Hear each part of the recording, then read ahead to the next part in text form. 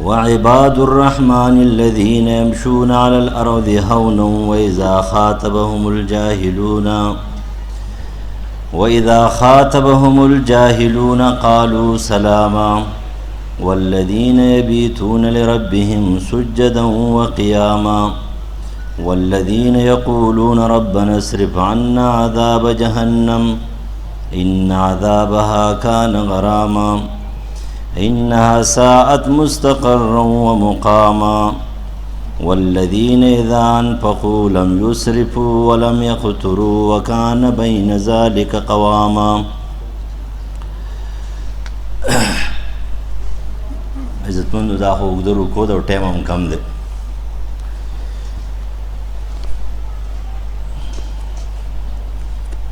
دې ته عباد الرحمن د الله د بهترینو بندګانو صفات. علامہ قاسمی نقل کوي سوال د صفات دا په دې آیات کریمه کې په دې رکوع کې د الله د بندګانو دي. اوس د الله بنده دا 15 شپږ ورځې تاسو چې کوم بیان وشو دا د الله بندګانو بیان وشو. عباد او عبد هر بنده ته نه وایي. عباد او عبد هر هغه بنده ته وایي چې هغه الله منتخب کړی وي او الله ته محبوب وي. او کم بنده چې الله ته محبوب نه وي نو کدی زر زر ځان ته عبد وایي خو دې عبد نه لري. د دې د اسوال صفات یا د قرآن مجید کم او زیات صفتونه د ایماندارو د پاره او د بندګانو د پاره چې کم دي نو هغه ټول په ټول چې کله انسان په ځان کې راولي خو هغه د هغې نه اوچت انسان جوړ شي. خو په دې صفاتو کې اولنۍ صفت چې د یو بنده د پاره ذکر دی د ایمان نه بعد نو هغه دا دی چې دی به ځان ته بنده وایي. څنګه بنده وایي؟ نو قرآن د هغې ذکر وکړو چې دی پر دنیا کې ګرځي فسادي بنوي. دا اولنۍ صفت دی. اولنۍ صفت چې دی به څه وي؟ دی به متکبره نه وي، مغروره بنوي. کله چې انسان متکبره او مغروره دی بنده نه دی، دی سرکشه دی، دی باغی دی، دی طاغوت وي، دی دایرې د رحمت نه بهر دی. الحمدلله موږ ټول بندګان یو، به کمزوري به یو خو بندګان یو. موږ د الله د رحم امیدوار یو خو د الله د عذاب نه بیریږو. بهترین بنده هغه دی چې په کې د عاجزۍ صفت وي. په دې وجه باندې تکبر او غرور دا د انسان ایمان، عمل صالح، انسانیت دا وباسي. تکبر عزازی لرا خوارو کرد، بزندان لعنت گرفتارو کرد. ابلیس تکبرو کو نپس زولنو د لعنت پانی گرفتار شو. بس اوسم وای شیطان رجیم، شیطان رجیم، شیطان رجیم. دا رجیم بور سره وی، دا رجیم ویل پتا بنی فرض دی، دا بور سره وی. ځکه چې دې تکبر کړی، غرور یې کړی دی، دې د عاجزۍ د دایرې نه وتی دی. او دا هم یاد ساتئ دومره بیکاره شی دی. څه خبرې داسې دي د انسان تباه کوي، مسلمان تباه کوي. تکبر، غرور، اعجاب او مصنوعیت او ریاکاری. مصنوعیت او ریاکاری او تکبر او خپل خبرې ته خبره ویل او د بل چا خبرې ته خبره نه ویل دا انسان تباه کوي، بربادوي. څومره خلک چې غرق شوي دي په دې باندې غرق شوي دي چې هغوی خپله خبره ګرځولې ده. نو بیا ساتي انسان چې خپلې خبرې کله کوي، کله به ټیکي کله به غلطي. امام شافعي رحم الله کتاب لیکلی کتاب الام. کتاب الام د امام شافعي کتاب دی. نو په کتاب الام کې اصل کتاب چې دی هغه په 15 جلد کې دی، خو په هغې نورې حاشیې اوس خجلې 14 جلده ته اوس زیات شوي دي. کله چا کتاب ولیکو یو ځل خپل شاګرد ته وویل دا کتاب راوله، کتاب یې راوستو، کتو یو مسله پکې چې لکه دا مسله خو ټیک نه ده، نو هغه ټکی دې وران کړو. نو بل ورځ بل بیا راواغېستو، بیا کتو بل یو ټکی دې وران کړو، بیا کېده دا د محمد ابن ادریس کتاب دی، دا د الله تعالی کتاب نه، په دې کې د غلطي نه وي، د الله په کتاب کې غلطي نه وي، او د پیغمبر صحیح رواج چې په سند سره ثابت دی پاکی غلطی نه وي. نن پاتې شو د انسانانو خبرې نو ټیک ته به انسانانو کې به اونچ نیچ وي، د چا خبره به ډېره اوچته وي لکه صحابه، د چا پسې دویم نمبر لکه تابعین، د چا به دریم نمبر لکه تبع تابعین، څوک به وروسته وي. خو لیکن خپله خبره دې ته به خبره نه وي، یوازې د بل ټیک خبرې ته هم خبره وي، خبره چې چا وکړه ټیک ته، او کله چې دا نه وي نو دی متکبره دی، دی مغروره دی، دی د انسانیت دایرې نه او د بندګۍ د دایرې نه خارج دی. ابو هريره رضی الله عنه صحیح بخاری حدیث دی، نبی علیہ السلام د کجورو نگرانی تر زکات د کجورو نگرانی ته ودرولې دی. نو چې کله نگرانی ته ودرولې د شپې غل لاغې دی په مانځه ولاړ، او چې کله غل لاغې د چې مونځ سلام یې پسې وګرځو، سړی گرفتار کو ته غلی غلا کې زر هغه چې کجوري بوجۍ ته اچوي، نا ورته فریاد وکړو یاره بچي مې دي، ماشومان دي، وږي دي، نهر توهر دي، ولږه تنده پرې راغلې ده، داسې به نه کوي لکه فرض کوي سړی دی چا باغ ته وختې، باغونه خو اوس نشته راغله، چا باغ وي او دانې شروع کړې دي شوکولې ده، اوس سیده چې د باغ مالک پې شروع وکړه او غرب وهي نه اول دغه نه تپوس وکړه ته دا ولې شوکې، ته دا ورانې ولیکې. نبی علیہ السلام په زمانه کې ترمذی حدیث دی، یو صحابي چې دی نو هغه یو کس نیولی دی او دغه دی راوستو نبی علیہ السلام مخې ته، څادر یې ورته اچولی، یا رسول الله ته زما فصل خراب کو، امې خوړلي دي، امې شوکولي دي، بوجۍ ته اچولي دي. نبی علیہ السلام ته خو دې اول دا څادر لرې که، څادر یې ته یې تپوس کړی دی چې تا ولې شوکولي؟ ویل نه، ویل اوس یې تپوس وکړه، او ته یا رسول الله زما څو ورځو زه وږی یم، نهر توهر یم، بچي اهل و عیال مې وږي دي، بس رالم چې دغه نه مې وشوکوله. نبی علیہ السلام ورته معافي ته مې وغواړه، خوراک ولم ورکړه، بوجۍ وله ډکه کړه چې کور ته ویسي. دا انسانیت دی، دا اسلام دی. نو ابو هريره رضی الله عنه پرېښودلو، بس لاړ. سار نبی علیہ السلام ته وایي بېګا دې غل څه کړي وو؟ یا رسول الله ډېر فریاد یې وکړو، پرې مې ښودلو، بلې شپې له بیا راځي، د خو دې راشي. بلې شپې له چې کله دې بیا ودرېدلو بیا راغی، او چې کله بیا راغی نو ګرفتار یې کړو چې نن خو دې نه پرېږدم، نن خو تا زه پرېږدم نه، نبي علیہ السلام ته دې پیش کوم. نو چې کله هغه ورته بیا فریاد وکړو، بیا یې پرېښودو. نبی علیہ السلام د سال وپرمې بلې شپې له بیا راځي، او بلې شپې له بیا راغی، ویل اوس نن خو دې نه پرېږدم. ویل ګوره یو آیات پر ته وښیم، یو آیات، او دا آیات چې ته وې ته به د ټولو غلو نه او د ټولو مصیبتونو نه او ضررونو نه بچې او محفوظ به یې، او بېغمه چې کوم دی خپل منځونه کوه. یو آیات درته ښیم، دا یې زده کړه. کوم آیات دی؟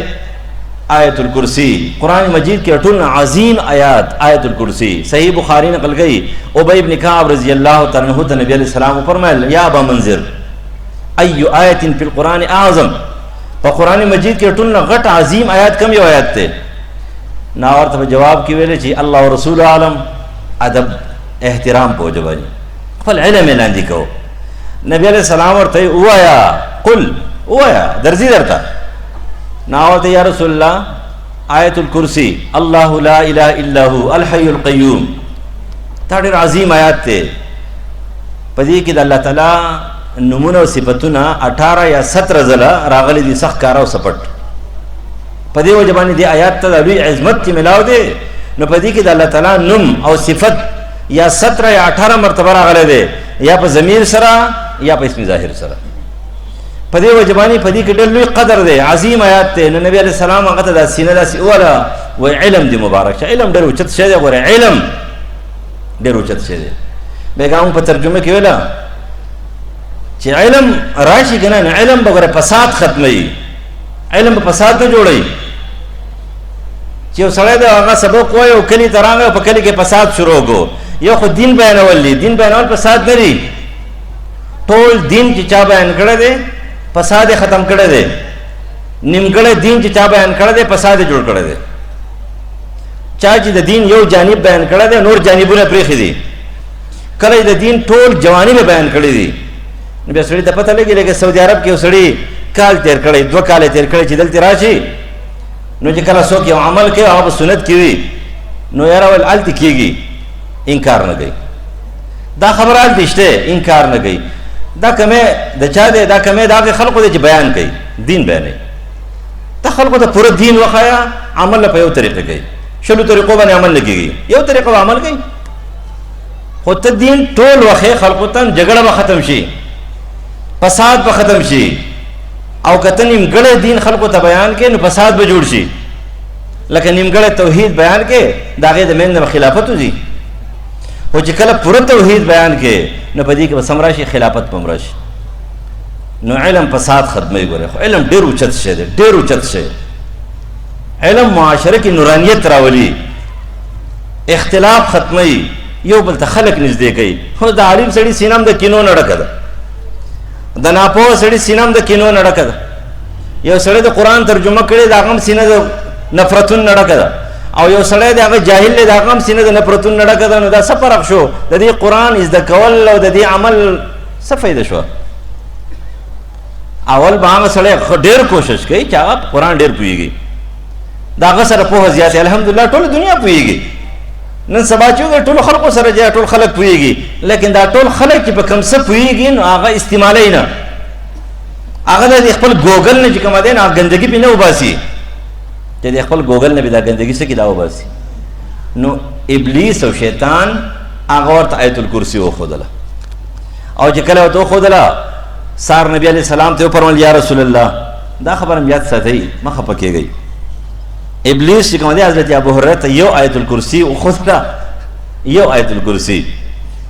او ابو هریره رضی الله عنه شیطان مواب کو، شیطان. او تا د ستا استاد، ستا قاری صاحب، ستا مولانا صاحب، سره جماعت امام هغه ته د ډېرې خبرې وکړې ته نه مواب کې. کله ولا یو خبر راوباسي، کله بله خبره، دا خبره غلطه ده، مواب کوئ بیا. هغه به خپله غلطیانې لرې کوي. لیکن شیطان حضرت ابو هریره په یو آیت الکرسي معاف کو. ځه بوجۍ ولا ورکړه، 3 شپې بوجۍ دا یې ویوړې او معاف یې کو. او تا ته غوڼ قرآن مجید ویل ته نه معاف کې، نه دا معاف کوئ. د استاد ډېر لوی قدر دی، د علم ډېر لوی قدر دی، د قرآن ډېر لوی قدر دی. دا قدر په دې وجه نه دی چې دته تش قرآن ورځي او د په معاشره کې څه ونه کوي. دا قدر په دې وجه دی د قرآن په وجه په معاشره کې اصلاح راولي، فسادات په ختموي، زړونه به یو ځای کوي، زړونه به جدا کوي نه، زړونه به یو ځای کوي، کورونه به یو ځای کوي، کورونه به جوړوي. د دې وجه بدتر شی چې دی نو څه دی؟ نو وزار شیطان څه وښودلو؟ صحیح آیات یې ورته وښودلو، هغه هم دې زده کړو. صحیح خبرې ته صحیح دا اعجاب نه دی. د دې وجه انسان تکبر برباد کړی دی. نو قرآن مجید کې الله تعالی وفرمایل د ښه انسان دارې دې په ځمکه ګرځي که نه هونه. د هونه څه معنی؟ هونه ډېرې ترجمې علماو کړي دي. ابن عطیه او د خلقو سره نرمي خبرې کوه، چا زړه مه درنان کوه په معاشره کې. عبدالله زوی د عباس رضی الله عنهم ترجمان القرآن نقل کوي چې عفاف زندگی تیروه، پاک زندگی تیروه. لیکن علامہ قرطبی یو ترجمه کړې ده، بهترینه ترجمه کړې ده چې په ځمکه کې ګرځي فسادي مه ګرځه، فسادي چې ګرځي نو مصلح ګرځه.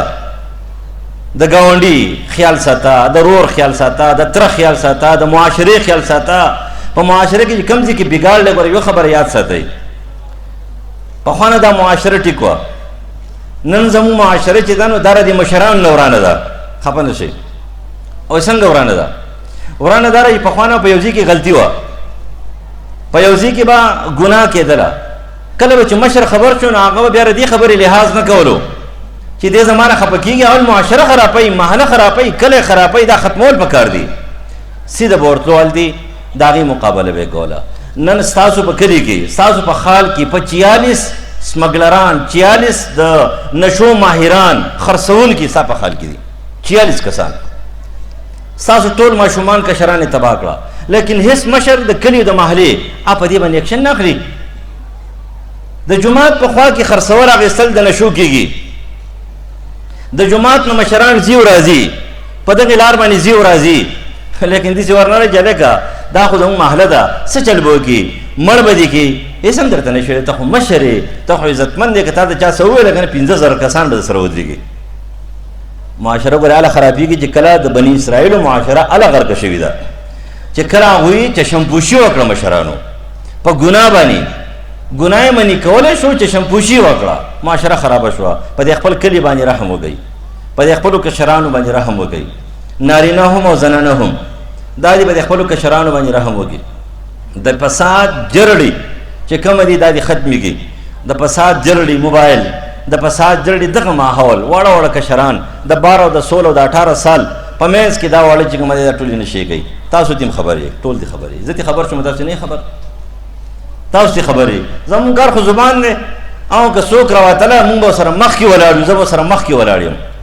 خو لیکن خبر هم دا ده چې ګوره مشران چشمپوشي کوي، دا مشران دې چشمپوشي ختم کړي. مشر مطلب دا نه چې تاسو 15 کسان هغه مشرانو ته، زه مشران یاد کوم، تاسو هغه سپین ږیرو ته ګوتې ونیسئ. هغه غریبانو خو سپین ږیري شوي دي او د کار نه دي، دا ټول مشران یې. د محلې هر سپین ږیری چې کوم د محلې خیرخوا نه وي نو دا د مشرۍ قابل نه دی، دا ختمول پکار دي. دی به د محلې خیرخوا وي، او چې د محلې خیرخوا نه و نو دی به څه وي، دی به مشر دی. نو څه معنی کړې ده چې په ځمکه باندې ګرځي نو دی به مصلح ګرځي، مصلح. دی به د ګاونډي خیرخوا وي، دی به د کلي خیرخوا وي، دی به د محلې خیرخوا وي، دی به د رور مسلمان د عزت خیرخوا وي. مسلمان خو هم دی ته، او چې کله دا صفت پکې نه دی متکبره دی، دی په عباد الرحمن کې دی.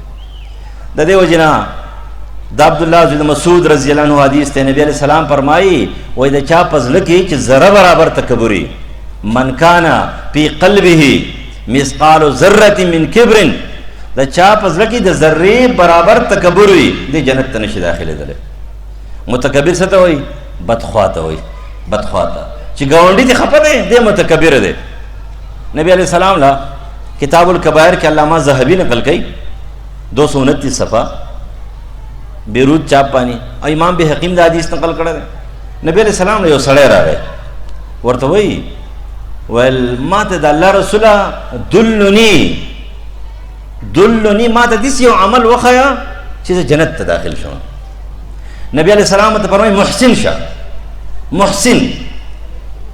او د الله رسوله محسن څنګه یې؟ ما ته به څه پته لګي چې زه محسن یم؟ نه ورته د ګاونډي نه تپوس وکړه، د ګاونډي نه تپوس وکړه، د چا په ذریعه باندې د ګاونډي نه تپوس وکړه چې ښه ګاونډي دی، تر هغه نه تپوس وکړه چې ستا دا ګاونډي د څنګه انسان دی. نو که ستا ګاونډي د تعصب او د کینې نه پاک دی او هغه دا وویل چې ښه سړی دی، ته محسن یې، یو په حدیث د جبریل کې احسان دی هم نه دغه شی دی چې هر کار د الله دپاره کې، ان تعبد الله کانک تراه فإن لم تکن تراه فإنه یراک.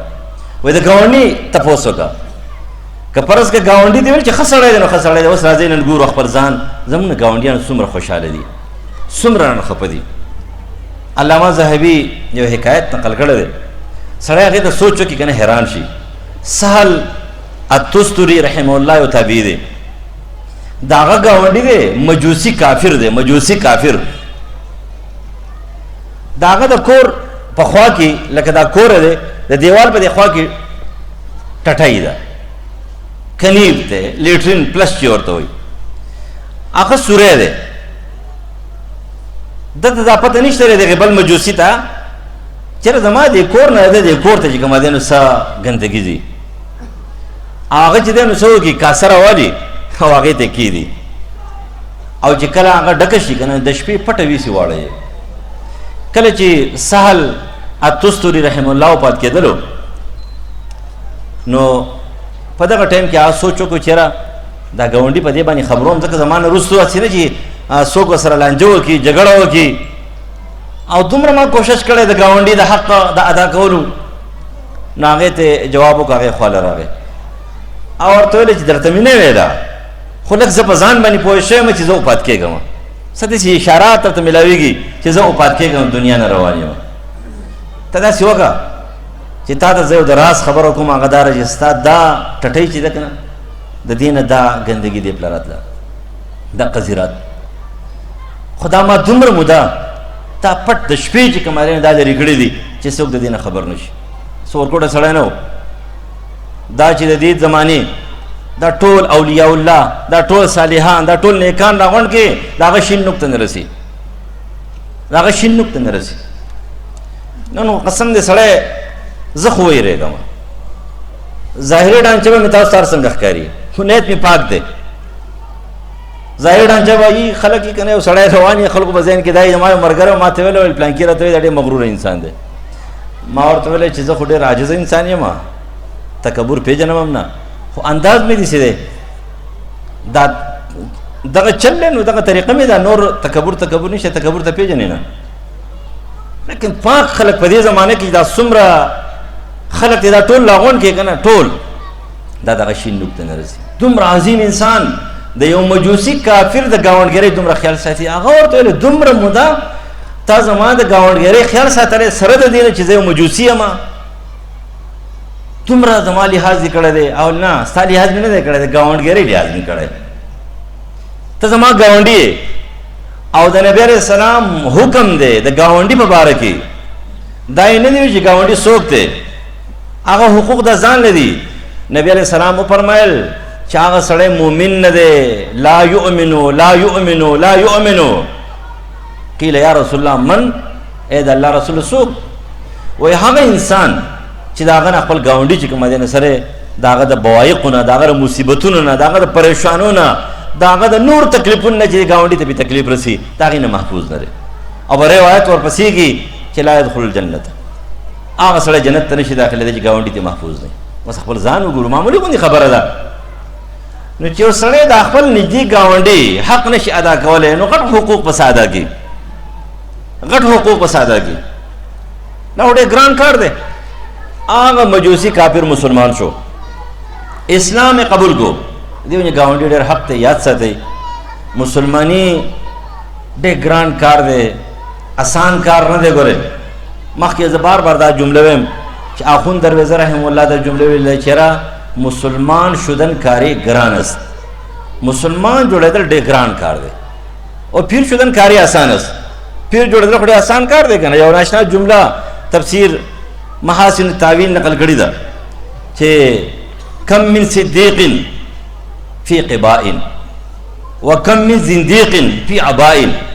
و ډېر کرت یو سړی ډېر صدیق جامع داسې اغوستلې چې خلک وایي چې هلکه دا خو ډېر ناز و ادا والا سړی دی. هغه انتهایي بهترین انساني. او کله کله و کم من زندیق کله یو سړی ډېر زندیقي خو لیکن جامع د مسلمانۍ اغوستي ظاهري چغا ظاهري ډول سینګار دا یې برابر کړی لیکن هغه سوي زندیق وي. د الله په نظر کې ځان صدیق جوړول پکار دی. د مسلمانۍ کارون ته به ګورې مسلماني په دې وجه باندې ګرانه ده. د عباد الرحمن دا مسلمانۍ کارونه دي چې کله به دې طرف ته ګورې او کله به دې طرف ته ګورې او کله به دې طرف ته ګورې هر جانب ته به ګورې او چې دا نشې کولی نو ته بیا په ځمکه باندې بدترین انسان یې. یمشون علی الارض هونا نه ته په ځمکه باندې مطیع نه ته په ځمکه باندې مصلح نه تا ځمکه څه کړه خرابه کړه ځمکه دې برباده کړه. په دې وجه باندې د هغې په باره کې فرمایي چې متکبره سړی مغروره سړی چې کوم دی دا جنت ته نشي داخلېدلی. علامه زرقاني نقل کوي هارون رشید د خپلې زمانې یو ډېر اوچت بادشاه تیر شو د بنو عباس کې. اولنی دور یې ټیک نو لیکن وروستو دور یې ښه وروستو دور یې بیا د خلافت دی. اول دور کې ډېر زیات سرکشه او باغي و تر دې پورې چې تاریخ نقل کوي علامه ندوي صاحب چې کله دې وختلو که نه اولنی حکم یې دا وکړو چې د بنو امیه څومره لاشونه یې دا بهر ته راوباسي. نو امام مالک رحم الله ورته ویل چې په قلاره کښېنه لاشونو بې عزتي مه کوه مسلمانان دي ستاسو بات صحیح ده د یو بل سره جنګونه دي څه دي بغاوتونه دي په قلاره کښېنه خوا نه قلارېدو. ویل بیا یوه خبره واوره چې دوه کسان د دې لاش له ګوتې مه وروړه. یو د عمر ابن عبدالعزیز رحمه الله یو د هشام زوی د عبدالملک د عبدالملک زوی هشام هغې لاش ته چې کوم دی ګوتې ورنوړې. دا ډېر صالحان تېر شوي دي، ډېر صالحان. هغه ورته چې عمر ابن عبدالعزیز ته خو نه، خو هشام نه پرېږدم، عبدالملک زوی دی. کله چې دا نور ډانچې راوایستلې ځوړند یې کړې او د هشام قبر له ورغې، د هغه قبر یې کلاو کو. دا ګورئ الله تعالی په دې دنیا کې هم خلقو ته ښایي چې کوم خلک عباد الرحمن دي که نه، په دې دنیا کې ورته ښایي. دا خبره یاد ساتئ، کله چې ځمکه د انسان وجود ونه خوري او دی روغ موټ او صحیح سالم وي، نو دا د دې خبرې نښه ده چې دا ښه سړی دی. لیکن که فرض که ځمکې او خاورې یو انسان وخوړو، دا د دې خبرې نښه نه دی دا غلط سړی دی. خبره پوه شوې که نه؟ یو سړی دی هغه د خاورې ونه خوړو، دا د دې خبرې نښه دی دا ښه سړی دی. لیکن که فرض که یو سړی د خاورې وخوړلو، نو قرآن او حدیث ته ثابت دي چې خاوره به خوري، دا د دې خبرې نښه نه دی دا د غلط سړی وي. لیکن صالح سړی پیغمبرانو ته دا خاوره څه نشي ویلی، شهداو ته دا خاوره څه نشي ویلی. ډېر نیکان صالحان روغ روغ پراته دي. کله د هغه قبر کلاو کو چې ویې کتل روغ موړ بالکل برابر پروت دی، هغه کفن، هغه عطر، هغه خوشبویي، هغه بالکل برقرار دی. بس دی حیران شو. امام مالک وته چې ما خو درته ویلو که نه، د هغې نه بعد هغه قبرونه چې کوم دی نو بېرته لاشونه ښخ کړه د دې هشام په وجه باندې. هغه لاشونه بېرته ښخ شو او په هارون رشید کې لږه غوندې نرمي راله. پخوانه به و داسې چې کله به غم وشو که نه، غم نو څه وخته پورې به دا خلک یا زلزله به راله، یا بل څه به راغی، بل هیبت به راغی، یا به څه پریشاني راله، یا به غم راغی، مړی به وشو. نو څه وخته پورې به په خلقو باندې د غم څه اثارو، د آخرت څه سوچ به، د قبر څه فکر به. لیکن نن سبا نشته. نن سبا تاسو فکر کړی چې که جنازه هم وي، جنازه نو په قبر کې، قبر په خوا کې خلک ولاړي، ټول خلک چې کوم دی نو خوشحاله وي، ټول خلک خاندي، ټول خلک چې کوم دی نو قبر ته هیر وي، هغه مړی ته هیر وي. بس وایي دا ښخومه، داسې نه وایي چې ځان ښخومه، دا نه ښخې، ځان ښخې. پخوانه به دا سوچو، نن زمونږ نشته دی. نن زمونږ د ذهن نه دا خبرې وتلې دي. هارون رشید کې سره څه نښه راله، اشاره راله، نرمي پکې پیدا شوه. لیکن بیا هم خلک یې که نه مختلف طور باندې هر یو سړی دا غواړي که نه چې خلک داسې خبرې کوي چې زما د مزاج مطابق وي. ټوله دنیا دا وایي چې خلک دې داسې خبرې کوي چې د مزاج مطابق وي. شریعت ته مزاج خلاف خبرې کوي، شریعت ته خواهش خلاف خبرې کوي. شریعت چې کوم دی نو هغه خبرې کوي چې هغه د خواهش خلاف وي، او د خواهش موافق خبرې چې راغلې ټول دین به ختم شي. اوس چې ملا هم، عالم هم، داعي هم، مقرر هم، هغه د خواهش مطابق زندگی شروع کړه، دنیا یې ختمه کړه. امام مالک د خپل زمانې د خواهش خلاف روان، او د خواهش خلاف کې چې کوم دی خامخا د دې مشرانو څه نه څه نقصانات خو کېږي که نه.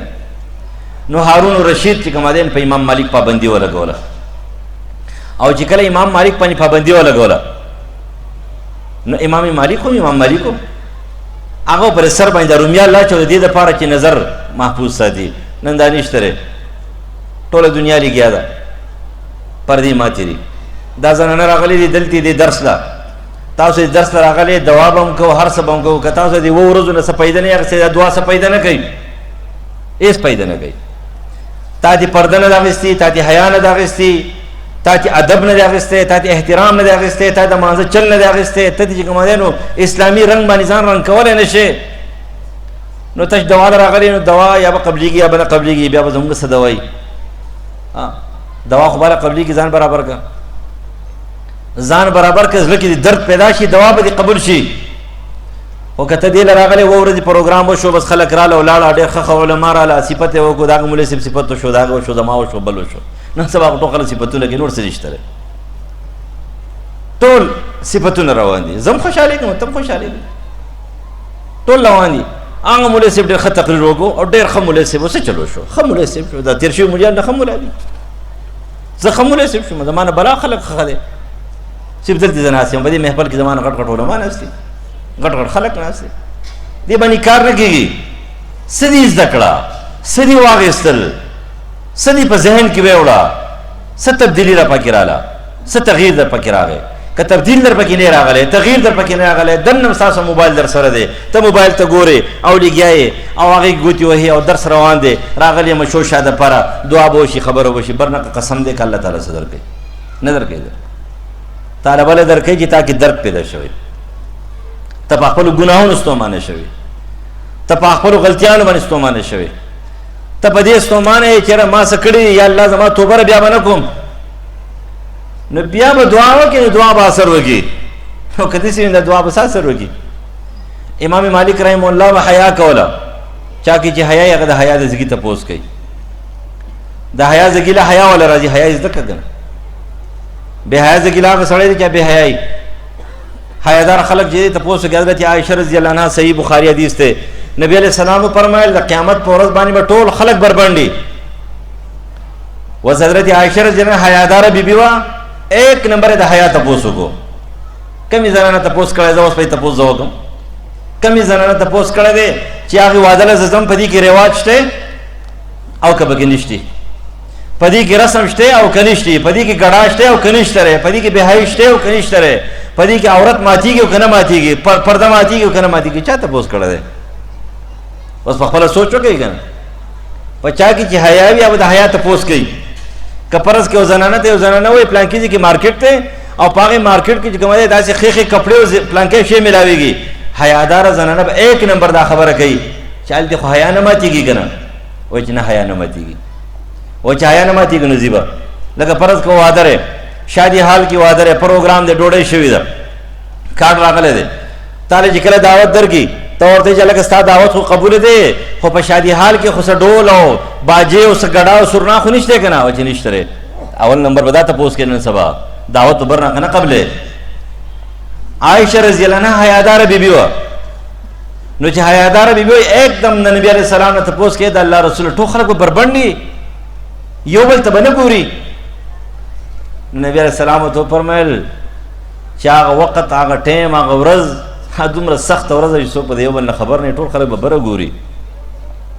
دا تاسو هغه زکه کولو چې هغه سوا حیا او بګی د دې وجه نه چې خلک دلته راځي، خو د دې د پاره راځي چې حیا به عزت کې، اسلام به عزت کې، رورولي به عزت کې، خورولي به عزت کې، گاونګيري به عزت کې، د مسلمان حقوق به عزت کې، د ګناه جذبه چې کومه د پرې خودلو بزان کې پیدا کې، د نیکی کولو جذبه بزان کې پیدا کې، دا محفل دې د پاره دی.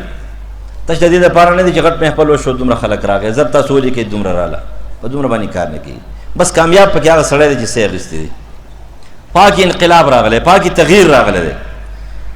امام مالک رحم الله کې ډېره حیا وه، ډېر حیادار انسانو.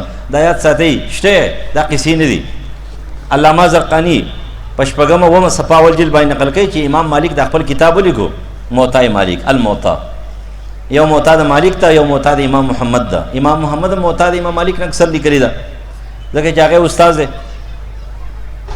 نو هغه موطا مالک چې هغه ولیکو دا نه زه کولی شم نه بل څوک کولی شي، ته به دا خو لیونتوب دی بس دا دغه سوچو کتاب یې راوړو او چې کله ولیکو نو ډن ته ور واچو. علامه زرقاني شپږمه اومه صفحه لیکي جلد نمبر 1 چې هغه دې اوبو ته واچو. چا دا دې څه وکړه؟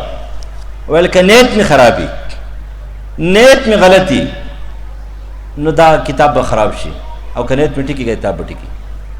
د اوبو نه کتاب راو روغ موټ وچ کلک صحیح سالمو اس فرق پکې نه راغلی. تاسې روغ انسانانو، دا روغ انسانان دا عباد الرحمن او دا متکبر مغرور نه و. د دې ونه چاو د خطر لګلو په هغه خط کې د درې اعتراضات یې وکړي. یو اعتراض پیدا کړی دی چې تا متکبر یې، دویم اعتراض پیدا کړی ته ریاکار یې، دریم اعتراض وکړي ته مسرف یې، مسرف. نو هغه ورته ویل چې اولنی اعتراض دار ته متکبر یې. څنګه متکبر یم؟ متکبر دی چې تا همیشه دپاره نوي جامې اغوندې. نو ورته به جواب کوي چې ان الله جمیل یحب الجمال الکبر بطر الحق وغمت الناس. الله تعالی خیسته او خیسته خوخی، پاکی جامې خوخی، نوي جامې خوخی، سړي وس کېږي چې حرام نه حلال نه، په دې کې څه ګناه دی؟ دا خو تکبر دی. دویم ته ریاکار یې، ته په ډاګه باندې خلکو ته موطا مالک نه پټ په ګوټ کې به خلک درځي، یو کس هغه ته وایي که نه اول دې پیغمبر درس کړی دی په ډاګه باندې مسجد نبوي کې، دا ریاکاري ده. دریم ته مسرف یې، روزانه یو جوړه اغوندې. هغه ورته چې زما همدغه یو جوړه جامې دي، دقه یو جوړه جامې روزانه نوي اغوندم، خو دقه یو جوړه مې دي.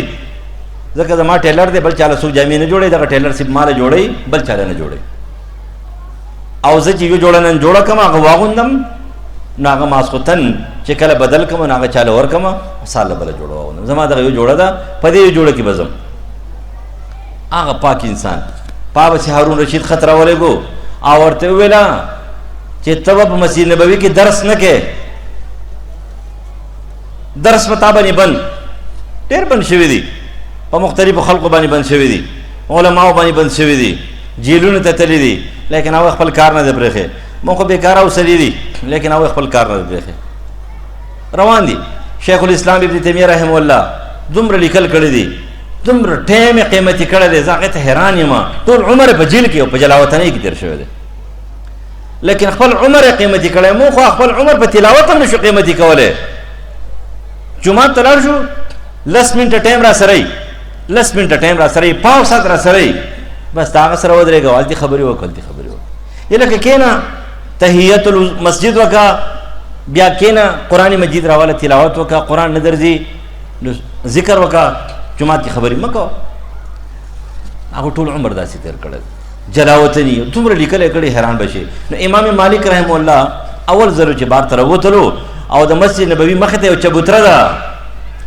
هغې چبوترې ته ودرېدو په هغې چبوترې باندې خلکو ته تقریر کوي وایي من عرفني فقد عرفني ومن لم يعرفني فانا مالک بن انس څوک مې پېژني یا مې پېژني او څوک مې چې نه پېژني نو زه مالک یم او د انس زوی یم انس صحابي نه انس تابعي دی د خاندان ځان لري د انس بن مالک رضی الله عنه خاندان ځان لري او د هغې نه بعد هارون رشید ته اعلان ورکړو زه لاړم جومات ته او ته راځه هارون رشید ته اطلاع ورسېدله چې لاس نه چلېږي ورې دا هغه ځای کې نه هارون رشید په خپله را روان شو د امام مالک جرأت هغې ته وکتل دا هغه ځای کې را روان شو بس انقلاب پکې راغی او د امام مالک نه موطا مالک ویله خدا یاد ساتي ما مقصد په دې کې دی چې عاجزي ښه شی دی کله چې په هارون رشید کې عاجزي راله خلیفه تی جوړ شو خلیفه خو چې عاجزي پکې نه وه مفسدو قبرونو نه ډانچې را ایستلې د هېچ چا خوښ نه و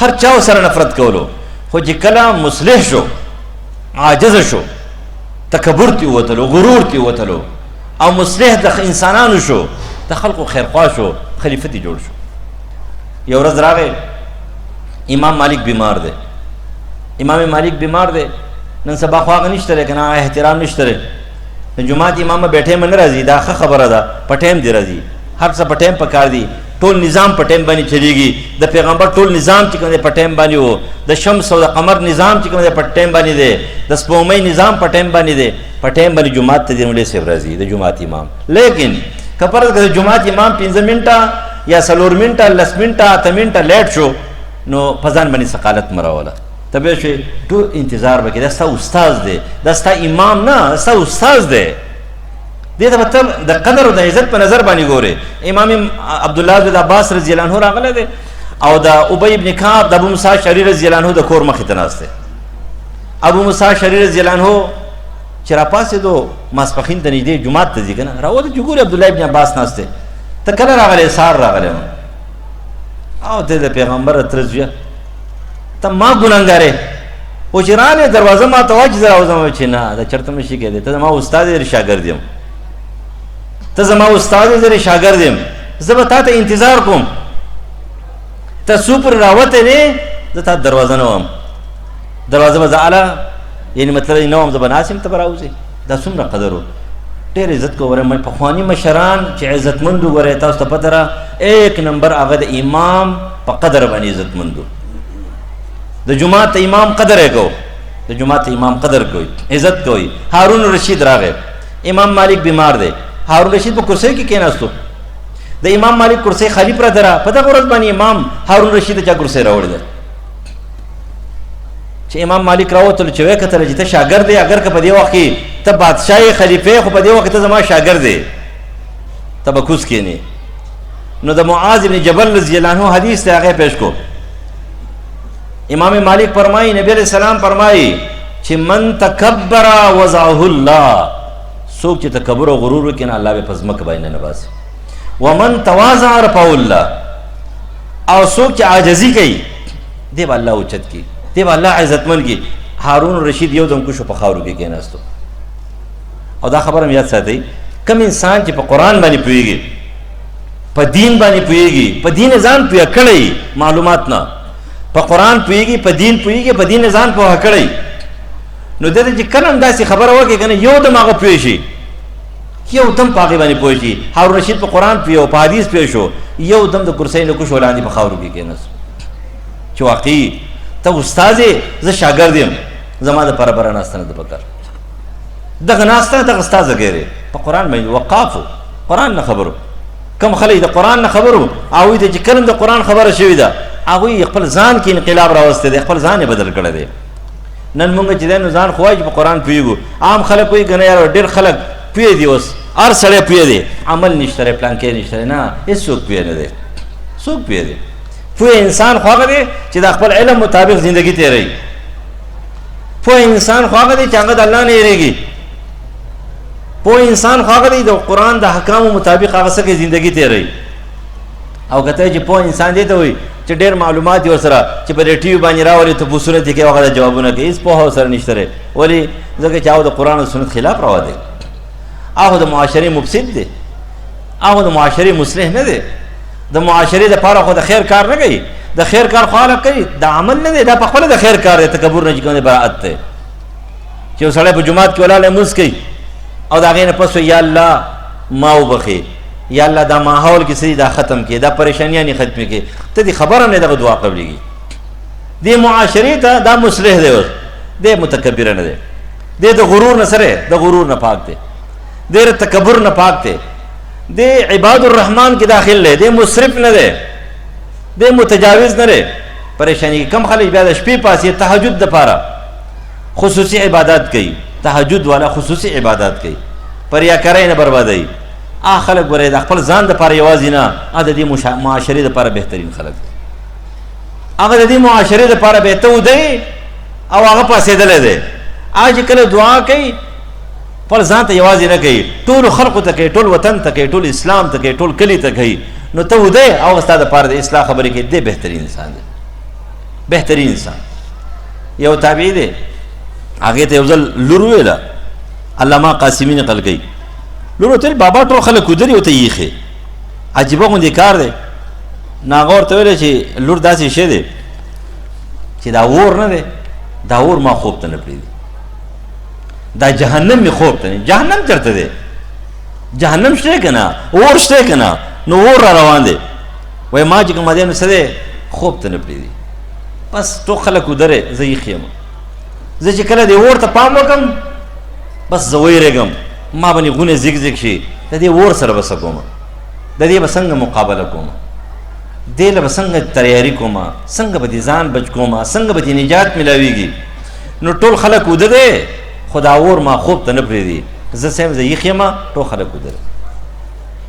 هغه خلک یخ دي، بیدار دي، شپې بیداره کړې ده او ریاکاري پکې نشته دی، بس پټ ولاړ دي، ځان له بندګي کوي، جاړي، عاجزي کوي. دې کې ستا یې سره ستا دپاره هم دعا کوي.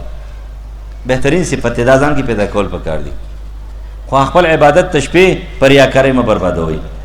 ډېر خلک هغه د شپې بندګي وکړي، ډېر پټه بندګي وکړي. دا تهجد چې دومره بهتر شی دی، یو حکمن تهجد دی.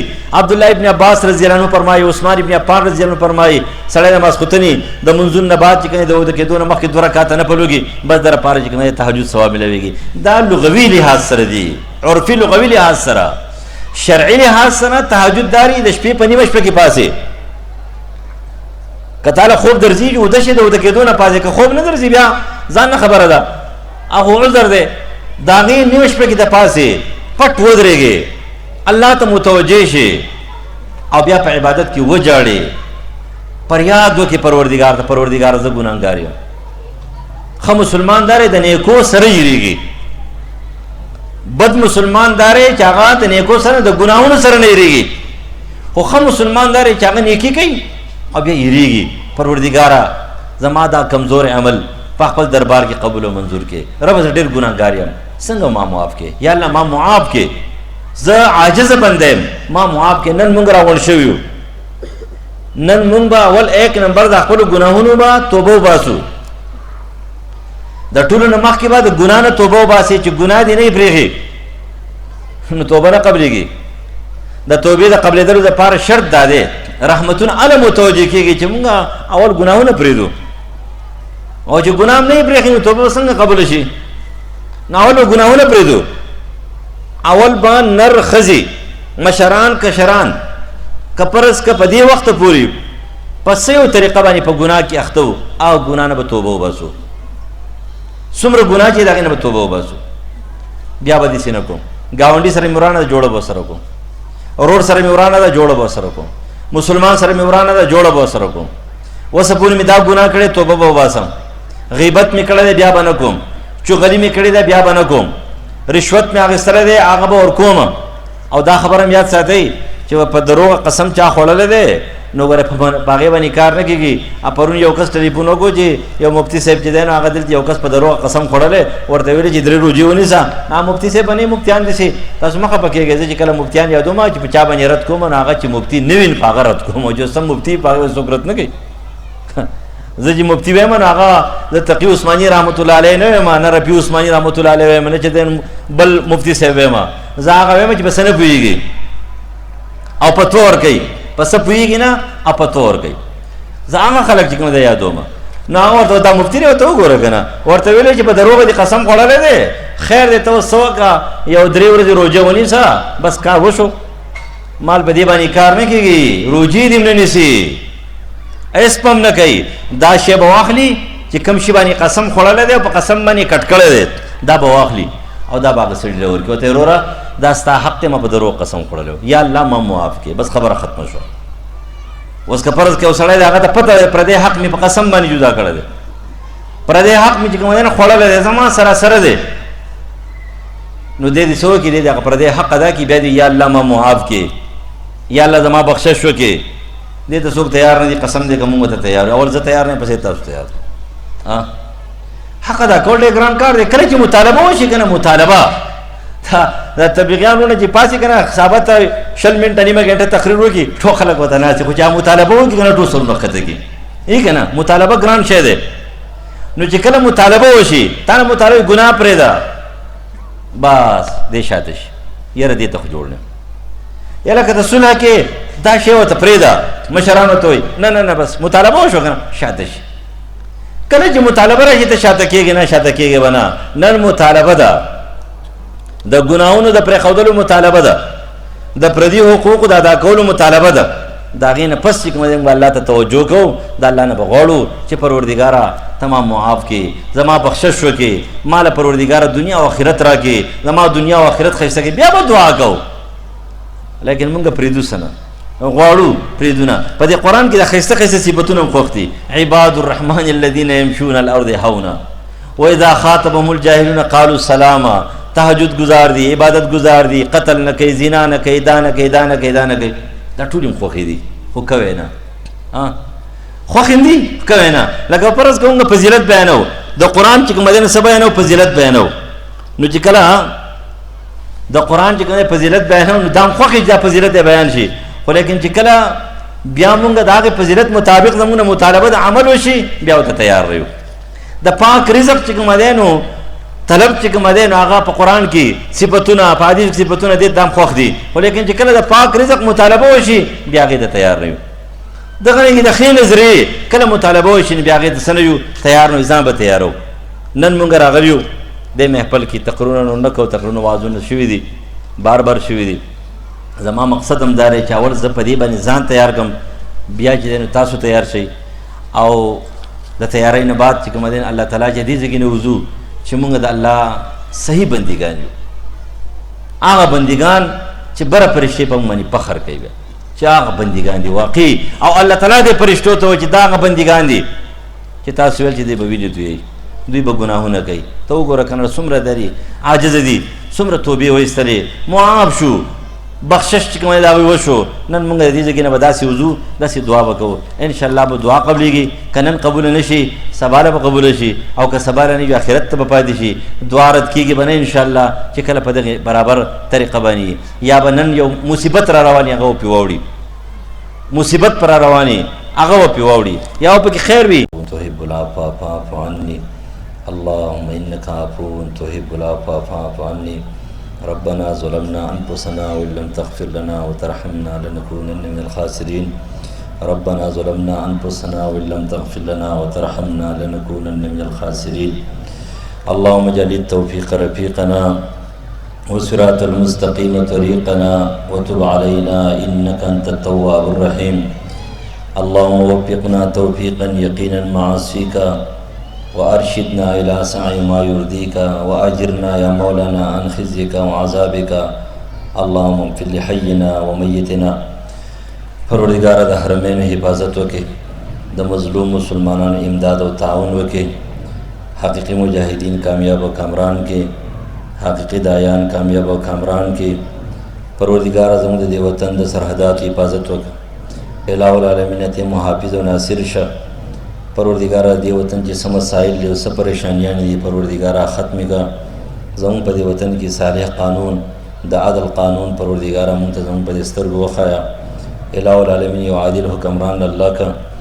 پروردگار په دی وطن کې چې کوم قرضې دي دی وطن باندې الہ العالمین د غیب او غیبانه د قرضې ختمي کا کم مشکلات او پریشانیاں دي پروردگار دی وطن د پریشانیاں ختمي کا امن و امان به پروردگار راولا الہ العالمین تمغه معاف کا قبر د عذاب جهنم د عذاب نه بچ کا جنت فردوس هم نصیب کا الہ العالمین زموږ د کلی حفاظت وکړه زموږ د کلی د مشرانو کشرانو نارینه او زنانو ته محافظ او ناصر شه الہ العالمین زموږ په دې کلی کې چې کومه د ګناهونو کارونه کیږي الہ العالمین دا ګناهونه ختم کا الہ العالمین په دې کې کم خلق د ګناهونو کارونه کوي الہ العالمین زموږ د کله بربادي الہ العالمین د کشران بربادي دا ځوانان ختمي د دوی زندگی بربادي دین ته نقصان رسي پروردگار توفیق ورکړي د نیکو د ګناهونو سره نفرت پیدا شي د دې کار سره نفرت پیدا شي زموږ مسلمانان رونه دي پروردگار زونه نرم کا الہ العالمین د ګناه نه مخ واړه